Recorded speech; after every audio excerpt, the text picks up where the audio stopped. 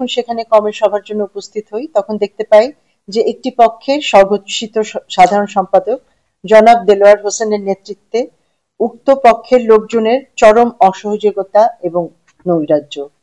সেখানে সকল চেয়ার পূর্ব থেকে সরিয়ে রাখা হয়েছিল যেন আমি সহ কোনো কম সদস্যই সেখানে বসতে না পারেন, এবং তাদের এই আচরণ অত্যন্ত নিন্দনীয় ছিল।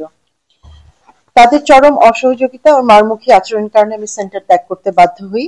গাড়িতে ওঠার সময়ও তারা আমার সাথে এবং হাইকমিশনের অন্যান্য কর্মকর্তার সাথে অত্যন্ত ন্যাক্কারজনক এবং আক্রমণাত্মক আচরণ করেন।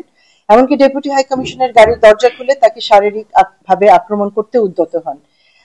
সেখানে একজন নারী কাউন্সিলর উপস্থিত ছিলেন এবং এটার ভিডিও ফুটেজ আপনারা পাবেন, কিন্তু ওনারাই পোস্ট করেছেন।